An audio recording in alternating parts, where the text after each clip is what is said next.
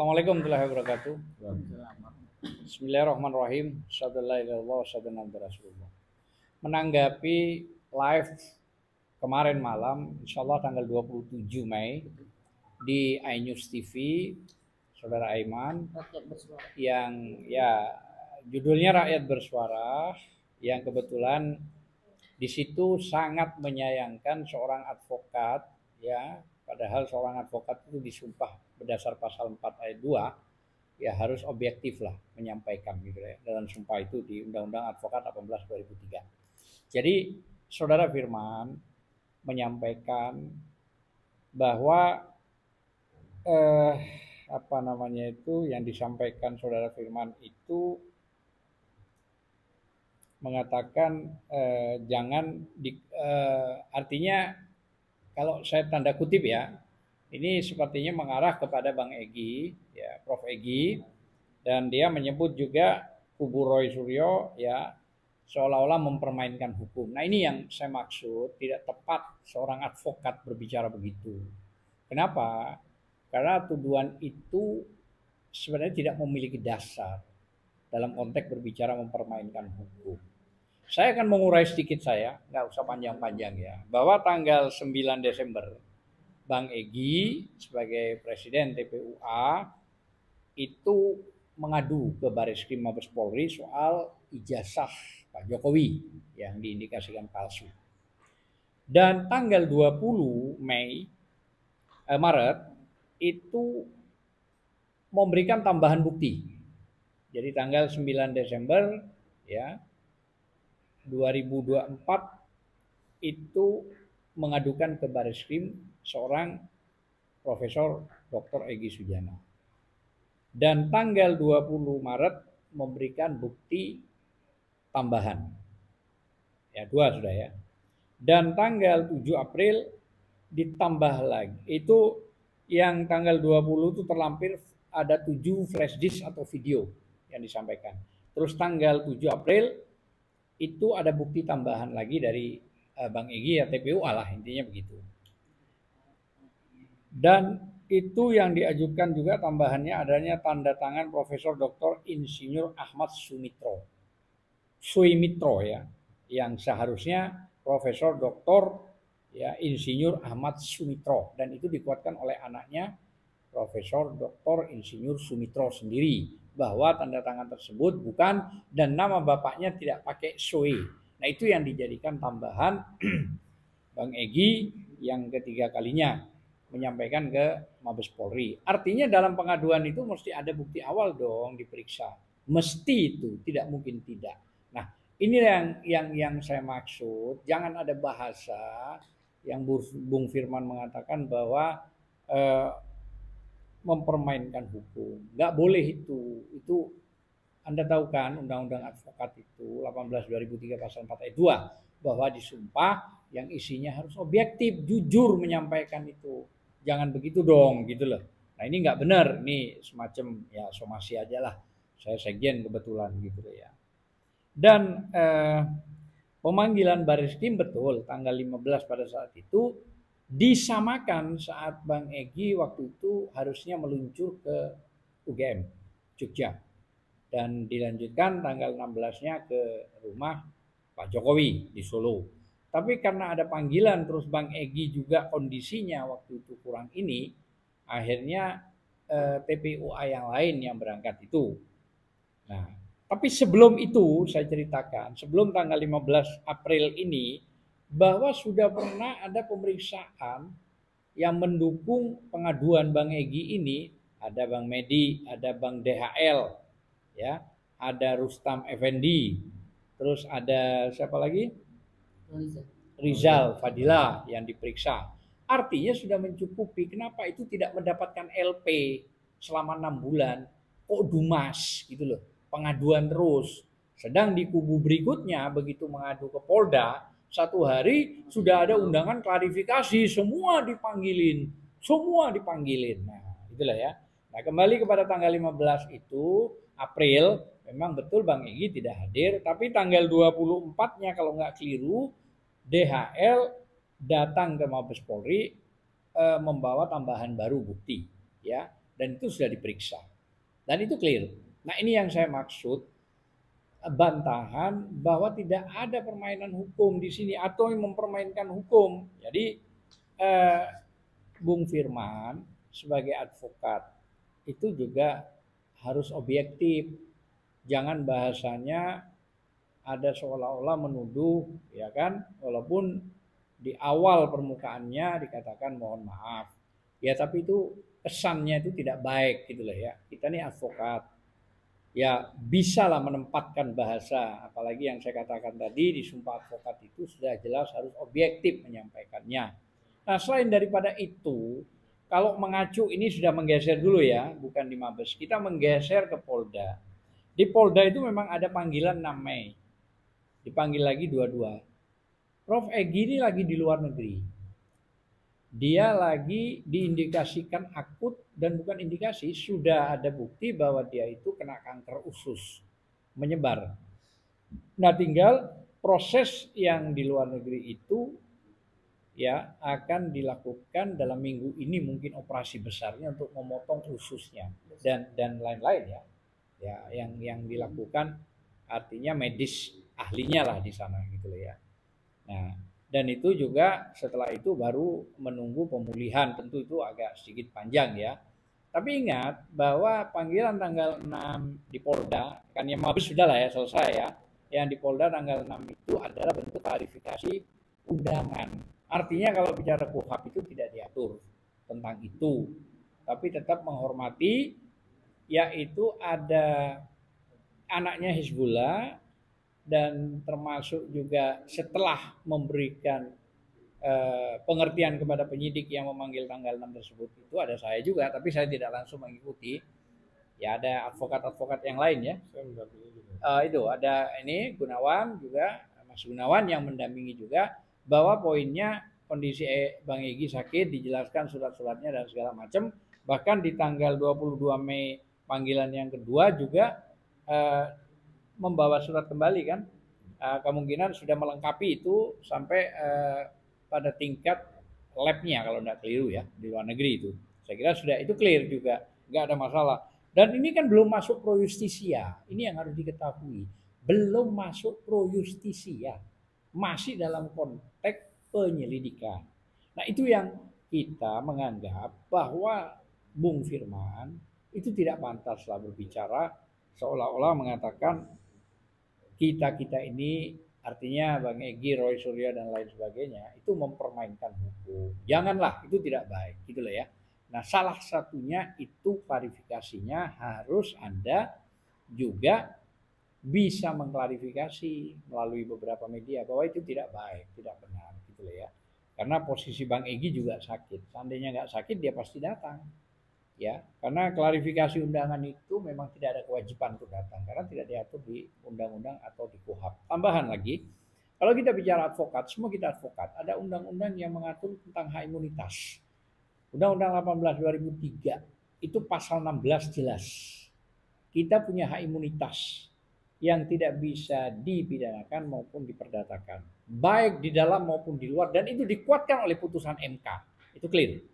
Dan ditambah lagi penguatannya pasal 5 ayat 1 bahwa kita sebagai penegak hukum yang setara dengan jaksa, polisi ya, dan hakim. Bayangkan gitu ya. Maka otomatis proses laporan apapun itu harus dikaji ulang.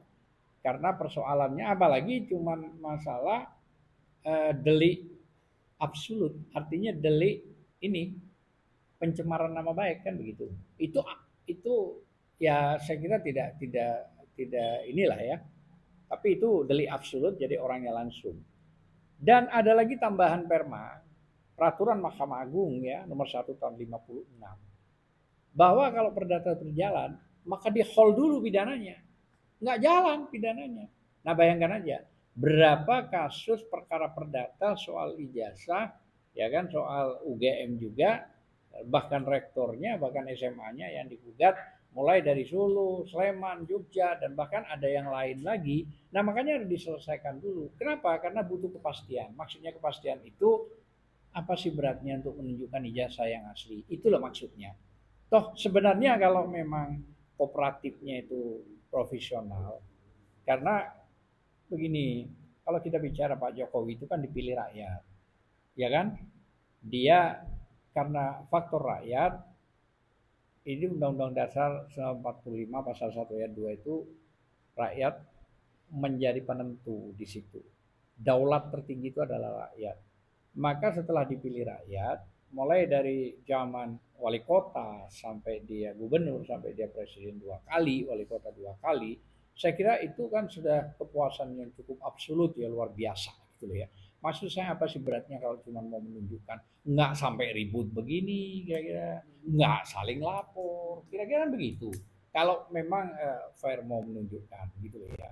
Oke lah, itu sudah dianggap setengah berlalu, sudah masuk dalam proses. Ada hal yang lebih penting dari ini semua, bahwa putusan MK 105 ya, dalam kurung PUU 22 tahun 2024 jelas dikatakan bahwa pejabat negara, pemerintah, korporasi maupun kelompok masyarakat itu boleh dikritik. Boleh dikritik. Maknanya tidak bisa melaporkan karena pejabat negara.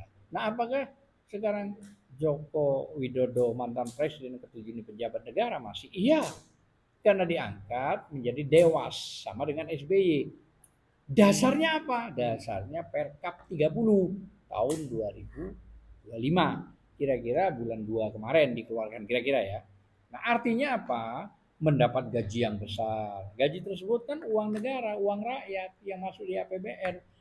Harusnya tidak perlu dong melaporkan. Masa iya sih seorang pejabat tinggi, ini kan tertinggi sudah Dewas ini. Dewas ini kan yang dikelola dan antara ini kan kurang lebih hampir 17.000 T. Ya, kalau dipuruskan sekarang hampir 17.000 T. Anda bayangkan itu. Dan itu tertinggi dan itu sentral kunci negara. Negara bisa berhasil disitulah nilai semua kekayaan yang ada, kira-kira begitu. Nah, diangkat menjadi dewas. Apakah dewan penasehat, apakah dewan pengarah, intinya tertinggi. Nah kan berarti dia mendapat gaji yang cukup fantastik dong, uang rakyat dan di APBN. Nah makanya dari itu seharusnya tidak pantas juga mau melaporkan. Toh yang menjadi persoalan hanya selembar ijazah. Kalau itu dikumpulkan baik-baik semuanya, mari kita bicara secara terbuka. Sejak dulu lah ya, 3 tahun lebih lah ya, kayak gitu melakukan gitu ya. Saya kira kan clear, gak ada masalah. Gitu lah ya. Kita juga bangga punya presiden yang memiliki ijazah yang tuduhan itu ternyata nggak benar. Nah, saya kira sederhana kok itu. Sekali lagi saya katakan Bung Firman ya harus mengklarifikasi. Ya, walaupun ini bukan somasi, tapi setidak-tidaknya Anda juga harusnya memahami bahwa kita tidak pernah mempermainkan hukum dengan tadi yang kita jelaskan mulai tanggal 9 Desember itu sampai itu di Mabes sampai kita loncat ke Polda. Mungkin itu yang bisa saya sampaikan. Barangkali ada tambahan dari Mas Gunawan, silakan. Terima kasih. Yang juga harus kita pahami, harus kita sampaikan bahwa tidak ada di sini Bang Egy melakukan permainan hukum atau mempermainkan hukum. Harus kita pahami, jangankan yang masih dalam tahapan pemanggilan klarifikasi atau sebagai saksi, seseorang yang dinyatakan sakit masuk ke dalam pemeriksaan saja, sudah masuk ke majelis hakim saja, majelis hakim itu mengembalikan kembali berkasnya ke kejaksaan. Contoh, mohon maaf, presiden kita Pak Harto waktu itu di Jakarta Selatan, Pengadilan Jakarta Selatan pernah dilakukan penyelidikan, kalau nggak salah nomor perkara 842 garing pidana PID garing 2000 garing PN Jakarta Selatan. Saat itu Pak Harto dinyatakan sakit permanen, berkasnya dikembalikan, sudah masuk itu dalam proses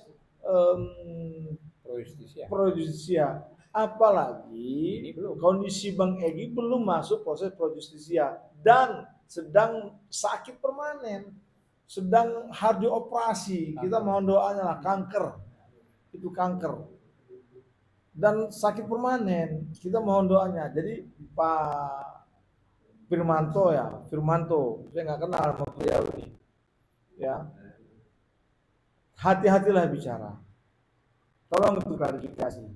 Mungkin tidak ada di Bang Egy mempermainkan dia usah sakit. Dan saya ikut PH-nya Bang Egy karena saya juga PH-nya waktu itu menghantarkan surat-surat dokumen-dokumen termasuk rekam medis ke Kamnek, Subdit Kamnek Polda Metro Jaya, yang kemudian kami diantar oleh personel Kamnek, Subdit Kamnek ke bagian Renata. Apa yang kami antar? Dokumen-dokumen dari foto-foto, rekaman medis bahwa menyatakan Bang Egy memang dalam kondisi sakit. Jadi hati-hati bicara, sabut bahasa yang menyatakan Bang Egy mempermainkan hukum. Terima kasih. Saya kira mungkin itu, kalau memang Mbak Mary mau ada tambahan, boleh silakan. ya. Oke. Assalamualaikum warahmatullahi wabarakatuh. Assalamualaikum. Jadi kebetulan saya ada di lokasi kemarin itu, Bang.